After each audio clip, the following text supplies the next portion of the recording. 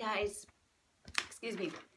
Well, hello, welcome to day 28 of 100 ways to motivate yourself. I gotta tell you, day 28, not my favorite, not a favorite. I'm really trying, y'all, to come up with something, some content out of this one, but I find myself segueing into all these different little rabbit holes of thought and problems. So it could be that it's not my favorite because it's something that doesn't naturally affect me. So I'm just going to dive in and share, and maybe you have something that you think of differently than the way that I've interpreted this that you can offer some insight on. Or if you have ways that you deal with this on whatever degree of frequency basis, I'm very interested in your thoughts. So without further ado, it's day 28 of 100 ways to motivate yourself. And today's tip is called Try Interactive Listening. Now, what the author is saying here is that we all have somebody in our life that when they speak, we tend to zone out.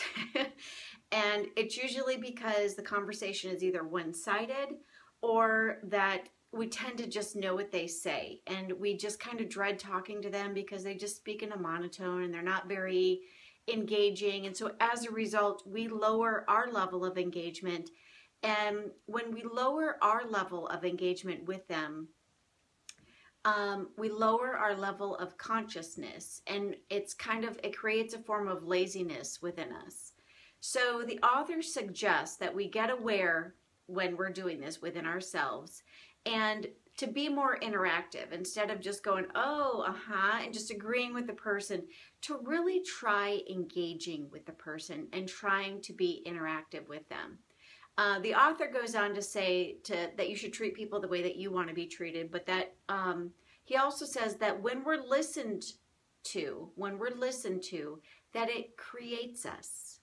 That, we've all probably been in positions where we felt like people weren't listening to us or just agreeing with us and just didn't understand us, for whatever reason. And so they were, I don't want to say they were patronizing us, but that they were just being agreeable because they were suffering through the conversation with us. He goes on to say that a lot of people don't get curious about other people. And that I agree with, because I'm the person who is always interested and curious about other people. And people look at me like I'm an alien when I start asking them questions about their lives. And it's not because I'm nosy. It's not because I want to whatever. It's because I genuinely care and I'm genuinely interested. And maybe you are too, but maybe you're just not a conversationalist. So what he's suggesting here is to just get interactive with them. Don't try to change the subject so that the conversation is now about you. It's that you kind of need to check your ego at the door and invest in somebody else.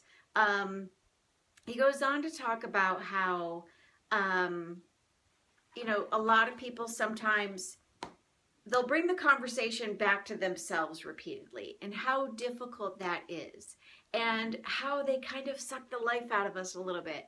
And let's face it, we all have that person, okay, or people that when we're around them, they suck the life out of us a little bit because it's very hard. You're walking up to them thinking, oh my gosh, they're going to take over the discussion. It's going to be difficult. Yeah.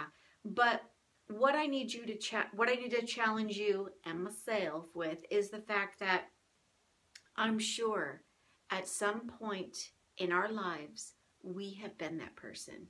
And I'm very hopeful that somebody extended grace to us to allow us to not feel like we were, a conversation drainer or any of that, but to extend that same grace to other people.